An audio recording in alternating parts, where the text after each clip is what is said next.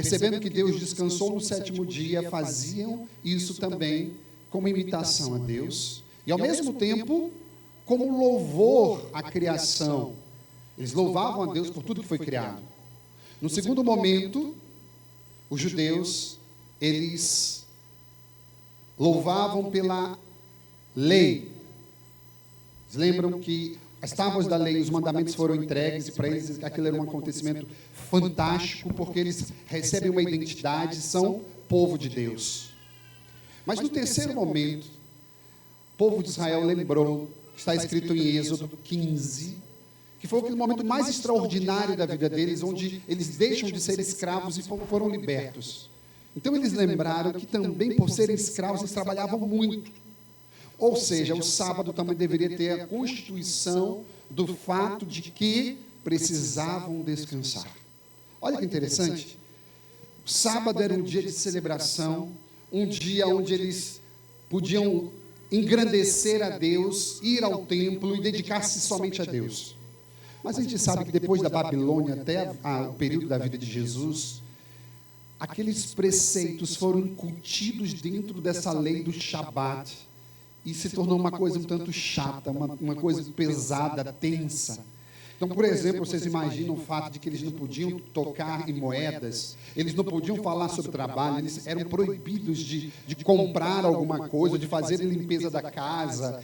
Esse dia era um dia de completa ausência, onde eles não podiam fazer absolutamente nada, acender qualquer faísca de fogo e, dentre tantas outras prescrições que foram colocadas ali dentro, se transformar algo um tanto quanto pesado. Daí, olha para o padre, a gente entende que nosso Senhor não foi mal educado, mas Ele quis alinhar as coisas dentro da cabeça dos judeus. E o que é que Ele disse? Depois que os discípulos colheram milho dia de sábado e foram lá com tanto mimimi para cima de Jesus, o que é que Jesus disse? Olha, o sábado foi feito para o homem, e não o homem foi feito para o sábado. Nesse momento, Jesus traz o maior de todos os ensinamentos. A finalidade de qualquer preceito religioso é nos levar à comunhão com Deus. Amém, minha gente? Qualquer fundamento, qualquer preceito religioso tem um único fundamento: nos fazer conectar com Deus, nos levar à comunhão com Deus.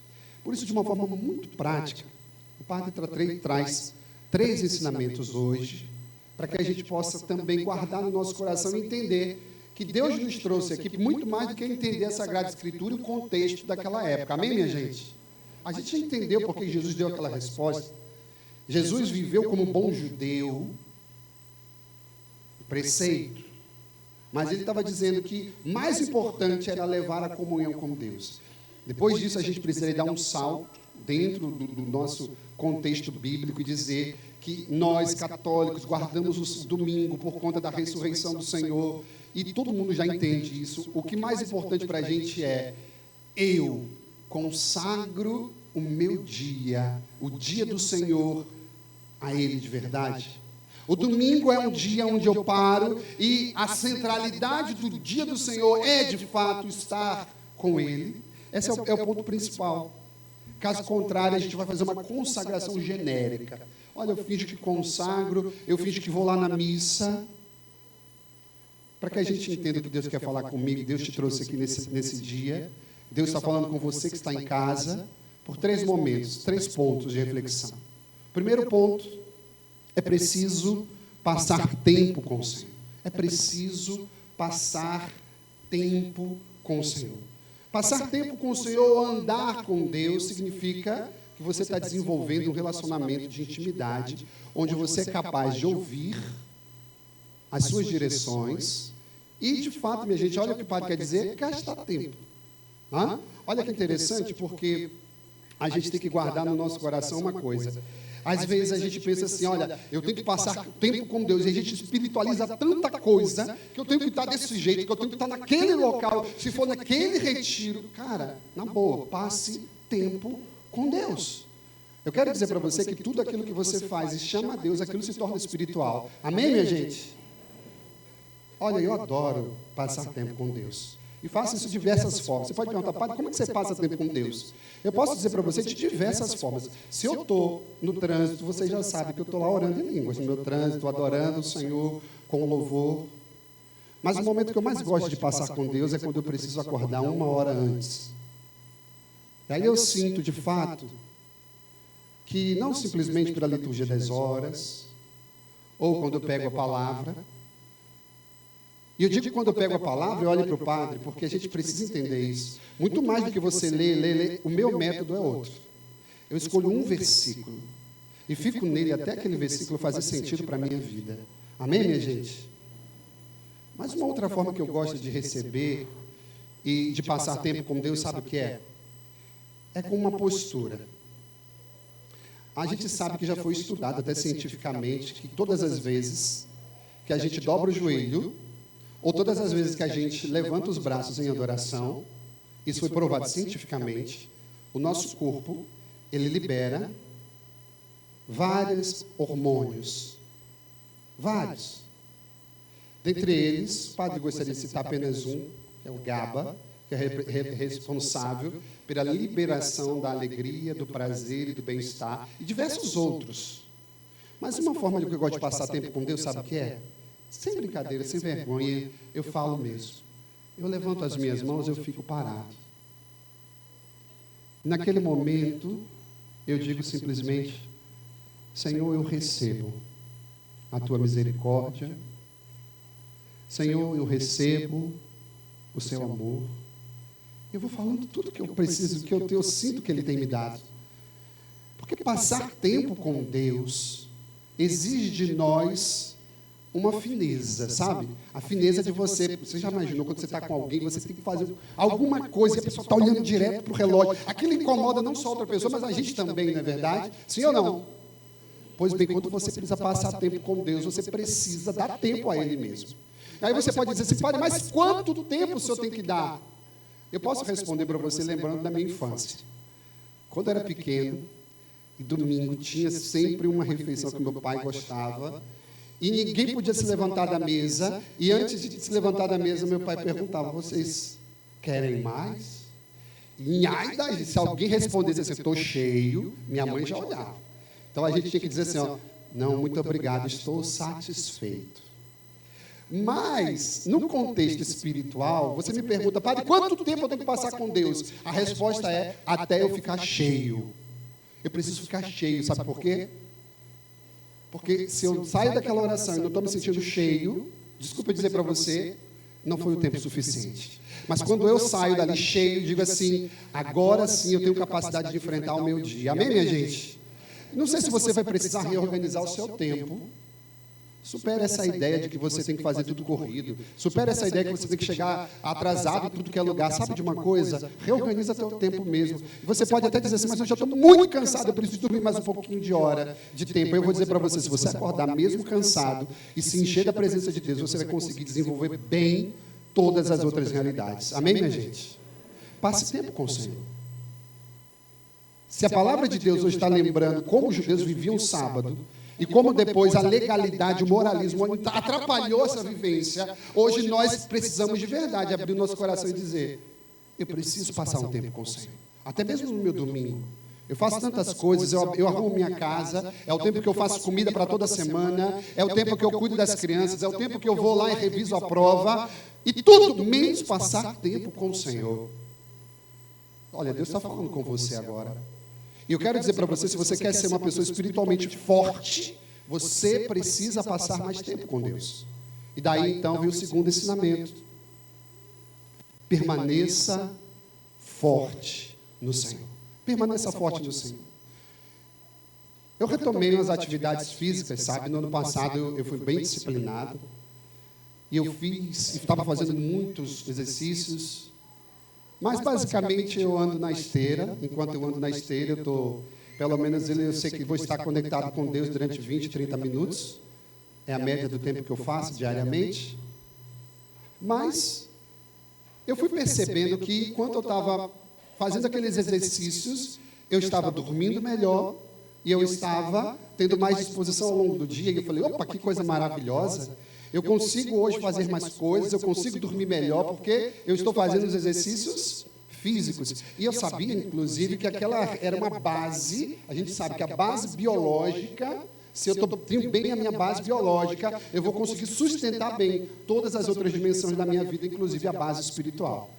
Ou seja, então eu sei que se eu estou bem com o meu corpo, eu vou estar bem mais forte no meu espírito. Eu estou exercitando o meu corpo, eu estou permanecendo firme e forte no meu corpo. Mas eu preciso também permanecer forte no Senhor.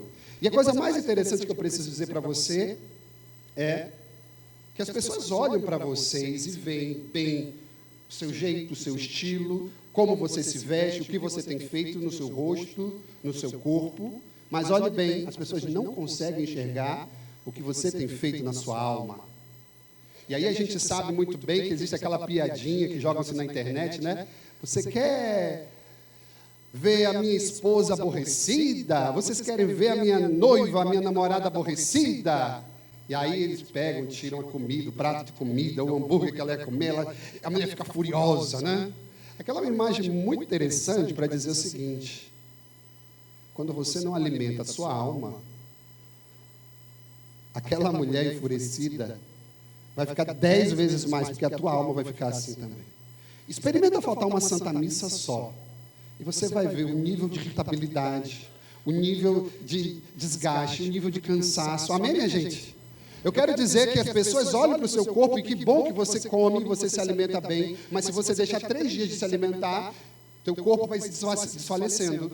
Quando você não alimenta o seu espírito, a irritabilidade, falta uma missa para tu ver. As coisas não andam e parece que se arrastam. Sabe por quê? Porque você precisa alimentar o seu espírito. E se você quer permanecer firme em Deus, você não pode jamais deixar de alimentar o seu espírito. Permanece firme no Senhor à medida que você alimenta o seu espírito. Seja ouvindo a palavra, seja passando tempo com o Senhor, ou seja, estudando. Eu nunca me esqueço que quando eu era pequeno, eu tinha 11 anos de idade, e eu fui falar com meu padre lá na escola, estão falando mal da igreja. Ah, mas se meu colega, eu tinha feito toda a formação de coroinhas com um colega, e ele era um coordenador chamado Jean. Ah, mas se o meu colega Jean estivesse lá na escola, ele ia responder tudo. E o meu padre olhou assim para mim e disse: oi? Com aquele jeitinho peculiar que ele tinha, falou: tome vergonha e vai estudar. Eu digo para você, eu juro para você, eu recebi um livro, minha gente. Em uma semana, eu não tinha lido o livro, não. Eu tinha lido, relido e decorado tudo. Na semana seguinte, eu estava lá respondendo a todo mundo lá na escola. Mas sabe o que é mais interessante? Quando eu estudei aquilo, eu me senti interiormente forte. Quando eu olhei, estudei aquelas coisas de Deus, e o padre tinha dito: dê razões da sua fé, eu comecei a ficar forte interiormente. E depois aquelas conversinhas dentro até mesmo da escola, ninguém mais chegava perto para conversar, porque eu tinha resposta para tudo. Mas o que eu queria dizer para você, no fundo, não é a resposta que eu tinha que dar, mas era o que eu sentia, que eu estava crescendo interiormente. Aí eu quero pegar a Bíblia com você, a Bíblia que está escrito lá em Efésios 3, Efésios, capítulo 3, de 14 a 16. Eu peguei esses capítulos, os versículos 14 e 15, só para você entender o contexto. Eu preciso apenas do 16. Eu quero que você olhe aqui para frente, compadre, leia, compadre, toda a igreja, pode ser toda a igreja, vamos juntos? Por esta causa, dobro os joelhos em presença do ao qual deve a sua existência toda a família no céu e na terra. Olha que interessante. Para que vos conceda, segundo o seu glorioso tesouro,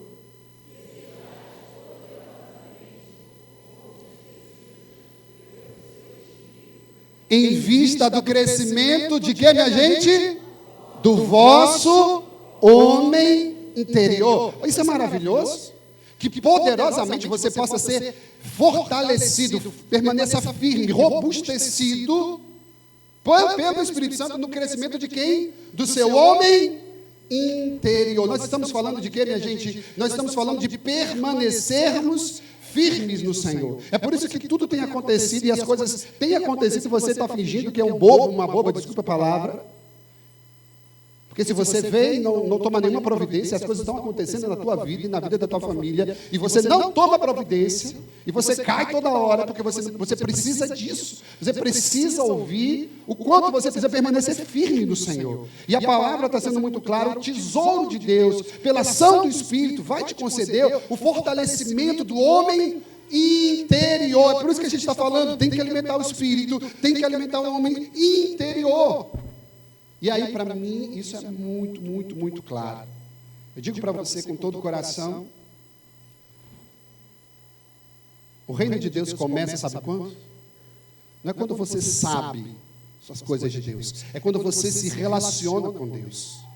Eu quero dizer para você uma coisa, se quer fortalecer o seu homem espiritual, comece a dar atenção à palavra de Deus.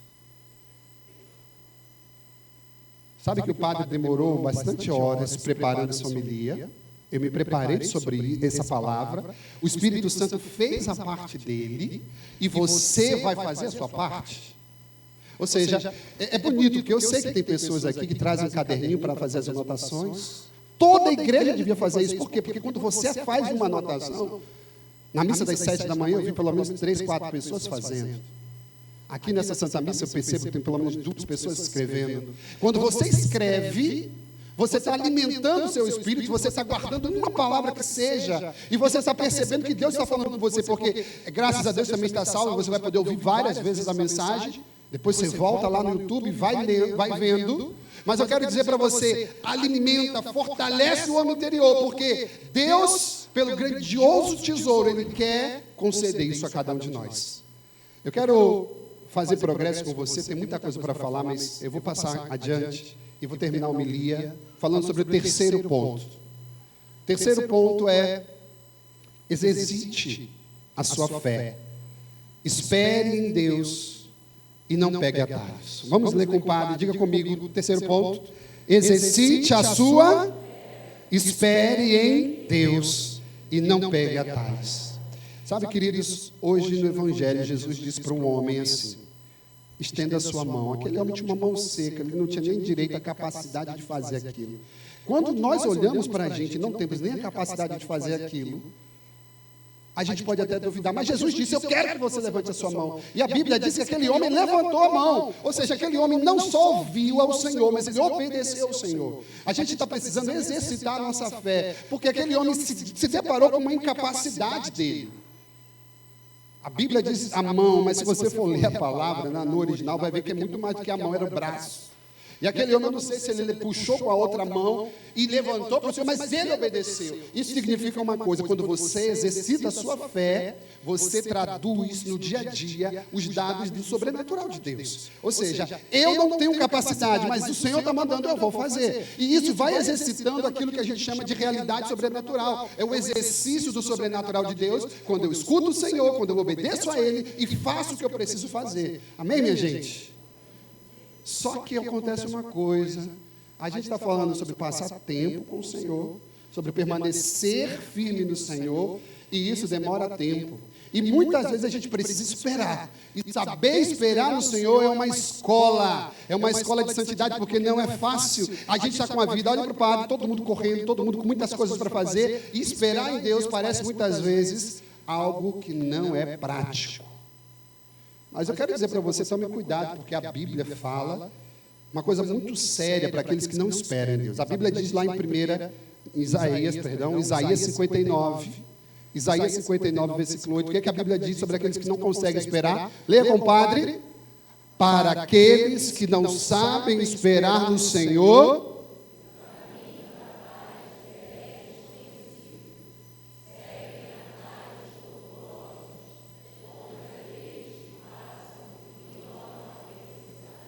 cuidado se você quer pegar sempre atalhos. Cuidado se você não quer esperar no Senhor. Porque a Bíblia está dizendo que nem sempre é um ganho pegar esse atalho. Esperar em Deus, ainda que seja crucificante dentro de nós, é o melhor caminho. E aí eu posso dizer para você uma coisa que eu julgo interessante. A Bíblia, eu quero ilustrar isso com a passagem de Abraão e de Sara. Deus fez uma promessa a Abraão dizendo: você vai ter uma descendência infinita. A sua esposa, Sara, ficou destruída interiormente. Por quê? Porque aquela mulher, queridos irmãos e irmãs, ela não suportou esperar no Senhor. E o que é que aquela mulher fez? Eu vou dar um jeito, eu vou pegar um caminho mais rápido, eu vou fazer algo mais prático. E o que é que ela fez? Ela seguiu o costume da época. Ela pegou a escrava H e disse: você vai coabitar com meu esposo, porque Deus prometeu, Deus fez uma promessa que ia ter uma descendência. Como eu sou estéril, eu vou fazer do meu jeito. Vamos pegar um atalho. A escrava H coabitou com o seu esposo Abraão. E aí o que acontece, minha gente? Aquela mulher começou a infernizar a vida de Sara. Mas foi Sara que quis fazer daquele jeito, quis pegar um atalho. Mas olha para o padre, o que acontece? H começou a dar ciúmes. Eu que vou trazer o filho da promessa. E começou a espezinhar a vida de Sara. E aí o que Sara fez? Foi lá espezinhar a vida do pobre coitado do Abraão. Culpou Abraão da decisão que foi ela mesma que tomou. Olha para o pai, que coisa, né? A mulher insistiu, fez o errado e depois ainda lá foi culpar Abraão. Abraão podia ter dito: minha filha, foi você que escolheu pegar o atalho. Mas aí a gente sabe de tudo que acontece, está nos capítulos 15 e 16 de Gênesis. Mas se a gente passar para o Gênesis 21, está escrito lá em Gênesis, capítulo 21, leia, compadre: o Senhor visitou Sara como ele tinha dito e cumpriu o seu favor, o que havia prometido. Sara concebeu e, apesar de sua velhice, deu à luz a um filho, a Abraão. Leia agora, escute o que está escrito e leia. No tempo fixado por Deus, Abraão pôs o nome de Isaque. Deus disse-lhes: é de Isaque que nascerá a posteridade que terá alto. Olha para o padre, queridos, olha, o que Deus está querendo falar para a gente? Deus chamou a gente aqui hoje para dizer o quanto a gente precisa consagrar o nosso dia a Ele, passando tempo com Ele, permanecendo firmes com Ele, exercitando a nossa fé, esperando e não pegando esses atalhos que a gente está falando aqui. No tempo de Deus, as coisas acontecem. Então eu quero abençoar o seu coração hoje, para que você saia daqui hoje entendendo. Deus sabe o que faz. A nós, cabe como filhos honrá-lo. Amém, minha gente? A gente cabe simplesmente dizer: Senhor, eu quero isso. Eu quero crescer, passar tempo com o Senhor. Eu quero permanecer forte. Eu quero isso. Eu abençoo o coração de cada um dos irmãos. Eu tinha outras coisas para falar, mas eu estou satisfeito. E eu sinto que você já recebeu o que o Padre tem para te dizer.